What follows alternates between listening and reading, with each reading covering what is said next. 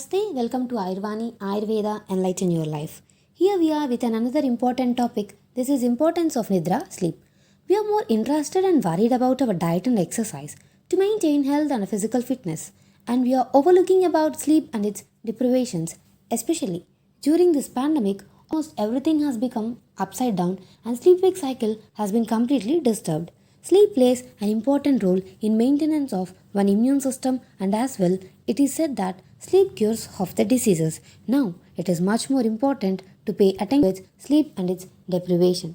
In Ayurveda, health depends upon the Trayo Upastambhas, the three pillars of our body. They are Ahara, food, Nidra, sleep, and Abbrahmacharya, non-celibacy.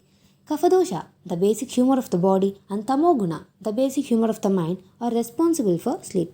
Sleep is a state of rest and relaxation to the human body when the mind and sense organs are exhausted and disconnect themselves from their objects of grasping and enters into a state of trance.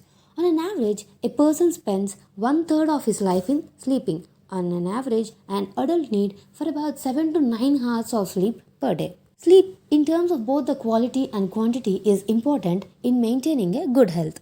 Sleep is one among the 13 Adharaniya Vegas. They are the non-suppressible urges, and suppression of sleep causes delusion, heaviness of head and eyes, laziness, yawning, and body ache. So, never suppress it. Happiness and unhappiness, proper nourishment or emaciation, strength and debility, sexual powers and impotency, knowledge and ignorance, life and death, almost all are dependent upon sleep.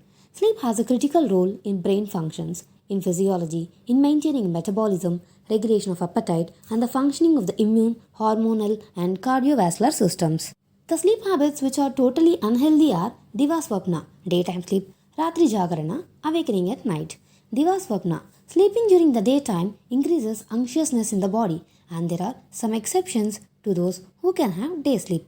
Day sleep is indicated in summer season and also for those who are exhausted by physical activities, to the aged and the children, and those tired by anger, grief, and fear, those suffering from asthma, those who are emaciated, who are intoxicated, and who are habituated to day sleep can have day sleep. In these conditions, day sleep maintains normalcy of the tissues. Day sleep is contraindicated in the obese, who take regular oily food, those suffering from poisoning and throat diseases. Ratri Jagarana, awakening at night, it increases dryness in our body. Sleeping at improper time causes delusion, headache, obstruction of tissue pores, and weakens the digestive function. Lack of sleep and excess of sleep are also not good for the health. Lack of good night sleep has been associated with obesity, diabetes, heart diseases, and cancer as well. Hence, one should sleep at the proper time at the night daily as much as desirable and become habituated to it. If one has kept awake at night due to non-habituation, they should sleep for half that period the next morning without taking any food. What happens when we sleep?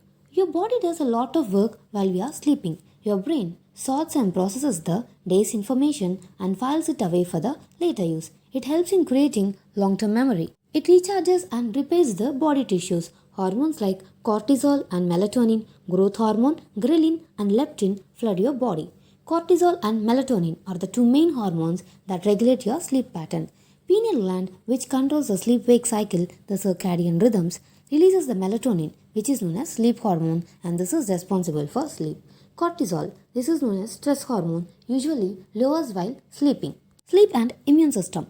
When you sleep, body makes cytokines, which are proteins that fight infection and inflammation, and it also produces certain antibodies and immune cells. Together, these molecules prevent diseases by destroying the harmful germs. There are many reasons for sleep disturbances. Some of them are faulty lifestyle, changed food habits, mental tensions like stress, depression, maybe sleep disorders like insomnia, apnea, being a parent or a carer by taking a medication, recreation drugs and alcohol, working at night and being a shift worker. These are the reasons for the sleep disturbances and the things to be done to get proper sleep. The food you eat and the activities you do affect your sleep, so take care of them.